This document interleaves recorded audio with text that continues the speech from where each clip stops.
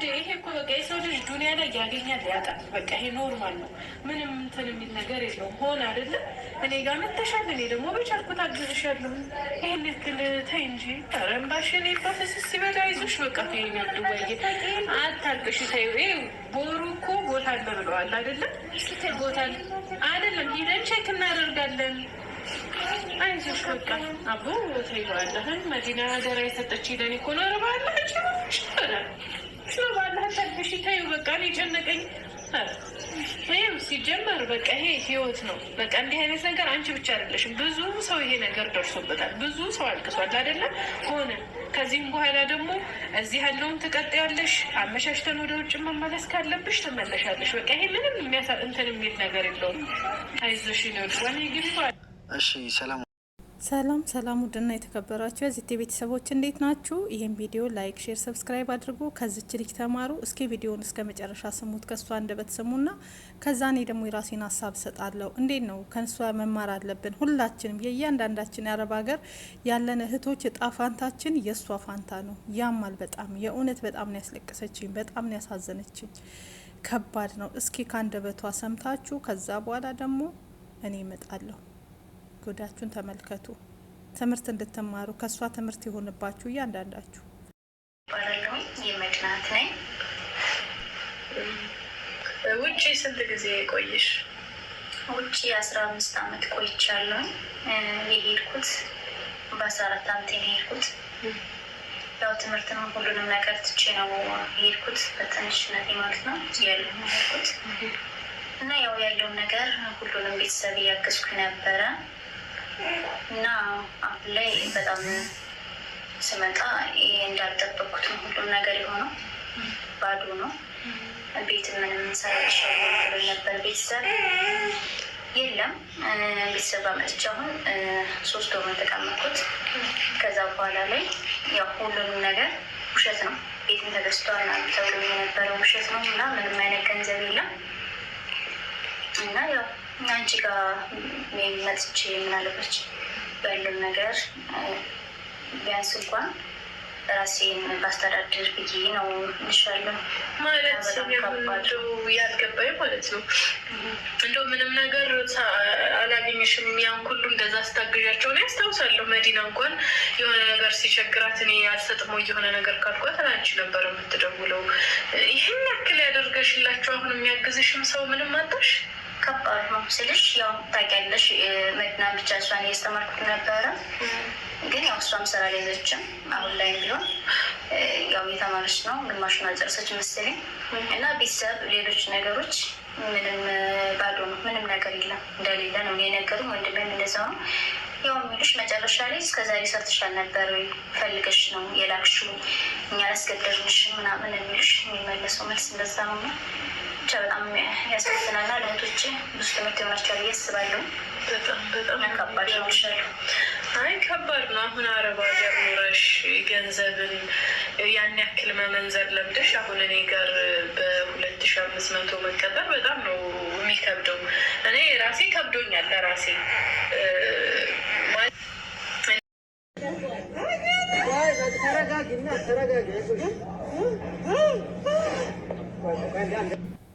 እሺ ቤተሰብ እንዴት ናችሁ? ላይክ አድርጉ፣ ሼር አድርጉ፣ ሰብስክራይብ አድርጉ። ይሄንን የምሰሙ ሁላችሁም በተለይ የመዳም ቅመሞች አሁን ላይ ወደ አረብ ሀገር የምትመጡ ከዚህ በፊትም ያላችሁ ለቤተሰብ እንደፈለግን የምንልክላቸው እንደፈለጉ የፈለጉትን የሚያደርጉትን እኛ ከዚህ እየቀለጥን እንደ ሻማ እየተቃጠልን ለእነሱ የምንልክላቸው ገንዘብ መጨረሻችን ይህ ነው ማለት ነው። ከዚች እህታችን እንግዲህ ተማሩ ማለት ነው። ሰምታችኋል። እች እህታችን የመዲና እህት ናት። መዲና መኮንን የሚል የዩቲዩብ ቻናል አላት ማለት ነው። መዲና ለእህቷ ለዚች ሰጥታታለች ማለት ነው። 2000 ሰብስክራይብ ያለው ሁላችሁም ሰብስክራይብ አድርጓት። በጣም ያሳዝናል። እና እህታችን እንደሰማችሁት ከሷ አንደበት እንግዲህ አረብ ሀገር 15 አመት ተቀምጣ እቤት ገዝተንልሻል። በ14 አመቷ የተሰደደች ሁላችንም እንደዛ ነው። በአብዛኛው ኢትዮጵያ በ13 በ14 ነው የውሸት እድሜ እየተጨመረ ስደት የሚሄዱት እና ከዛም መጨረሻ ላይ እንግዲህ ምን እንደገጠማት አይታችኋል። መኪና ማነው ቤት ገዝተንልሻል፣ ብር አስቀምጠንልሻል፣ ይሄን አድርገንልሻል ሲሏት የነበረው መጨረሻ ላይ ድሮም ሰርተሻል የምትኖሪ ማን ላኪልናለሽ፣ አሁንም ሂደሽ መስራት ትችያለሽ ነው ያሏት። 3 ወር ካስቀመጧት በኋላ ሁሉም ነገር ውሸት ሲሆን ጭራሽ ፊት ነሷትና ጎዳና ላይ ልትወድቅ ስትል አሁን እንግዲህ ረሃማ ቤት ቤት ማለት ነው ቀይዋ ልጅ የምታወራት እሷ ቤት ተቀጥራለች። የቤት ስራ እየሰራችን ቪዲዮም ለቃ አይቻለው ገብቼ። በጣም ያሳዝናል። ቡና እያፈላች ምናምን በቃ የቤት ስራዎችን እየሰራች በ2500 ብር ሰራተኝነት ማለት ነው ኢትዮጵያ ውስጥ ተቀጥራ እየሰራች ነው። በጣም ያማል፣ በጣም ያሳዝናል። 15 አመት እውነት እጣ ፋንታችን ምንድን ነው? እያንዳንድሽ ራስሽን መርምሪ። ከኔ ጨምሮ እኔም እንደዛው ነኝ። በወር ለማልከው የለም። ደሞዝ ሲመጣ አንድ ኮተት ይመጣል፣ ደሞዝ ሲመጣ አንድ ኮተት ይመጣል። ከዛ ውስጥ ምንም ማይቀረኝ ጊዜ አለ። አንዳንዴ ሁሉም የወር ደሞዜ የሚያልቅበት አለ። ለዛም ለዚህም ስሰጥ ማለት ነው ስሬስ። ይሄ እያንዳንዳችን ህይወት ውስጥ ያለ ነው። እኔም አንቺም አንተም ስደት ላይ ያለን ወንድሞችም እንደዚህ ተበልተው ያለቅሳሉ፣ እህቶችም ተበልተው ያለቅሳሉ። እና እንማር እስኪ። እኔ በጣም ነው ያዘንኩት። የኔ ስጣ ፋንታ ነገ ነው ያልኩት። ቢያንስ እንደሷ ባሉንም እንደዚህ መውደቂያ የለኝም ብዬ እንደሷ ባላለቅስም፣ ግን በቃ ለራሴም ትምህርት መውሰድ እንዳለብኝ ነገ እኔም ስገባ እኔ እንኳን የራሴ ነገር እንኳን አለኝ፣ ግን ባይኖረኝ ራሱ ቤተሰብ ምን እንደሚያደርገኝ አሰብኩት።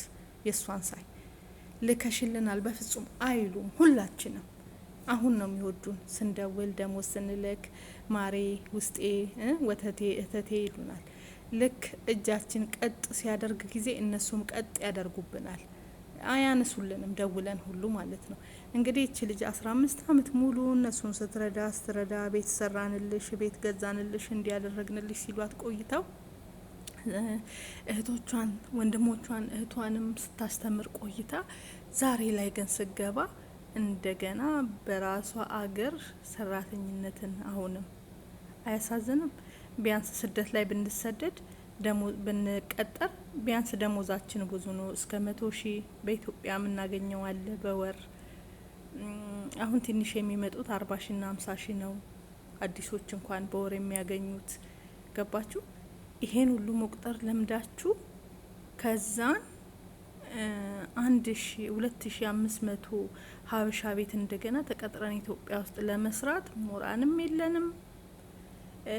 ሁሉ ነገራችን ደክሟል። እች ልጅ በህጻንነቷ እድሜዋን እንዳለ ግማሽ እድሜዋን እንግዲህ 15 አመቷ ነበረ ስትመጣ 14 አመቷ፣ እዚህ 15 አመት አስቡት። ግማሽ እድሜዋን እዚህ ጨርሳለች። አታሳዝንም? 30 አመት ሆኗል እድሜዋ። ከ30 አመት በኋላ አንድ ብሎ ሳንቲም ለመቁጠር ተስፋ ነው ሙጥጥ የሚያደርግባችሁ እንዴ። 14 አመቱን ይዩት፣ 15 አመቱን ይዩት፣ 30 አመቷን ይዛለች እቺ ልጅ። 29 አመቷ ነው፣ 30 በሉት። በጣም ነው የሚያመው። እንዴት ከዚህ በኋላ አንድ ምንም ሞራን አይኖረንም? ስሬስ እውነቴን ነው ምላችሁ። መጀመሪያ በልጅነታችሁ በ20 በ15 ገንዘብ እያገኛችሁ ለምዳችሁ ከዛ እድሜያችሁ እየጨመረ ሲሄድ ገንዘባችሁ ኪሳራ ላይ ከወደቃችሁ ራሱ ስሩ የሚል ሞራን የላችሁ። እና ከዚች እህታችን እንማር። እቺ የምታለቅሰው እህታችን ደግሞ እንግዲህ በኩዌት ውስጥ ነው። ትላንትና የለቀኩት ቪዲዮ አለ፣ ሁላችሁ ሚዳችሁ እዩት ማለት ነው። እና ኢሻራ ያለባችሁ ልጆች በእጃችሁ እንትን በሰማት ወይም ደግሞ ኢሻራ ያለባችሁ ልጆች ተመልሳችሁ አረብ ሀገር እንዳትመጡ። ደላላ እንግዲህ አምጥቶ ጥሏት ኩዌት ላይ እንዳያችኋት አይሚሯን ሁሉ ስታለች ማለት ነው። እህታችን ኩዌት አለባት። ከዚህ በፊት ጠፍታ ስትሰራ ነበረ። ደላላዋ አይ አዲስ አሰራር ነው ብላ ዱባይ ልትሄድ ያለችውን የዱባይ ቪዛሽ ተቃጥሏል ትላትና ወደዚህ ታመጣታለች። ወደዚህ ከመጣች በኋላ ላይ ምንድነው የተከሰተው? እነሱ መልሰው አሰሯት። ወዲያውኑ እንደገባች አሻራው ተገኘባት፣ ታሰረች። ከዛ ወደ ኢትዮጵያ ተመለሰች ማለት ነው። የሁለት ልጆች እናት ናት። ሜዳ ላይ ወድቃለች። በጣም ነው የምታሳዝነው። ራሷን ስታ እንግዲህ አይታችኋታል እንደምትሆነው። ሁሉም እየቀረጻት ነው። የሰው ብድር አለብኝ 80 ሺህ ብር ተበድሬ ነው ሰርቼ ለመክፈል የመጣሁት ብላለች። 2 ሴቶች ልጆች አሉኝ ብላለች። ደላላዋ እንደዚህ ጉድ ሰርታት ልጅቷ አይምሮዋን ስታ መንገድ ላይ ወድቃለች። ስለዚህ ቤተሰቦቻችሁም ይህንን ቪዲዮ የምታዩ ድንገት መጥተው ተይዘው ከሄዱበት አገር በሰማት ያላቸው ልጆች የትኛውም አረብ ሀገር እስከ 5 አመት መግባት አይቻልም። ደላላ ይቻላል ብሎ ቢልካችሁ ጉድ ትሆናላችሁ። ገንዘባችሁን አታችሁ እንደገና ታስራችሁ ወደ ሀገር የምትመለሱት። ስለዚህ ይሄንን ነገር አስቡበት። ሁላችሁም ትምህርት ውሰዱ ከነዚህ ልጆች። ከዚችም ልጅ ደግሞ ተማሩ። በየቀኑ በየወሩ በየጊዜው ለቤተሰብ የምትልኩ ለራሳችሁ አስቡ። የሆነ ነገር የተወሰነ ነገር ቢያንስ ማረፊያ ቤት። እች ልጅ ጎዳና እንግዲህ ምንድን ያለችው ጎዳና ከመውደቅ ብዬ ሰው ቤት ተቀጥሬ ያለው አለች። ሀበሻ ቤት በ2500 ብር እየሰራች ነው። ጎዳና ከምወድቅ ነው እንግዲህ አስቡት። አተሳዝንም? ምንም የላትም ማለት ነው። ምንም ነገር አካውንት ላይ ብር የላት አስቀመጠን የሚሉት የተገዛ የላት። ቢያንስ ማረፊያ ቤት ይኑራችሁ፣ ቢያንስ የራሳችሁ ቤት ይኑራችሁ። የእውነቴ ነው። ከምንም በላይ እኔ መመኝላችሁ ይሄንን ነው። ምክንያቱም ሲከፋን እንኳን ቤታችንን ቆልፈን ምንበላው አናጣም። የቤት ክራይ ከሌለብን በቃ እዛ ቤታችን እፍ ብለን የሰላም እንቅልፍ እንኳን እንተኛለን ማለት ነው። እንደዚህ ደክመን ከስደት ተንገላተን መዳም አይሚሯችን አዙራ አሳብዳ ትልከናለች። እዛ ስንገባ ደግሞ ቤተሰብ ብራችን ጨርሶ የበለጠ እንደዚህ ያስለቅቀናል።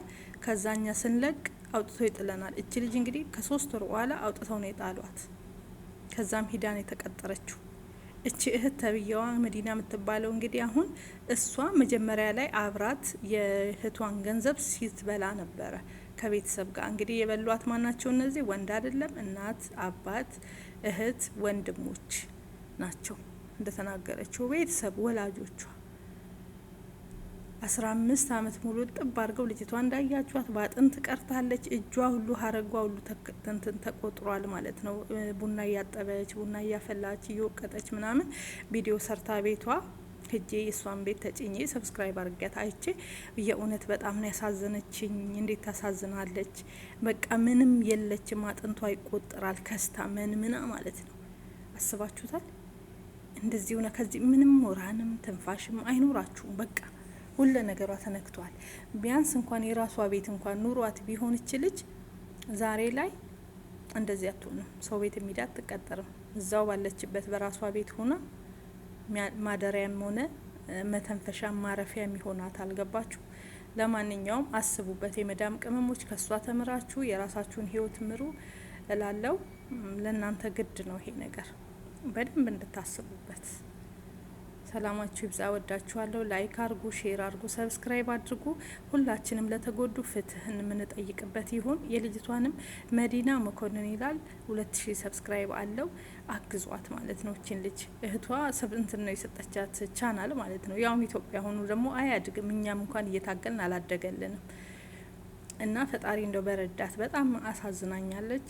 ብቻ ፈጣሪ ድረስልሽ፣ አይዞሽ፣ የዋህ አምላክ ያማል።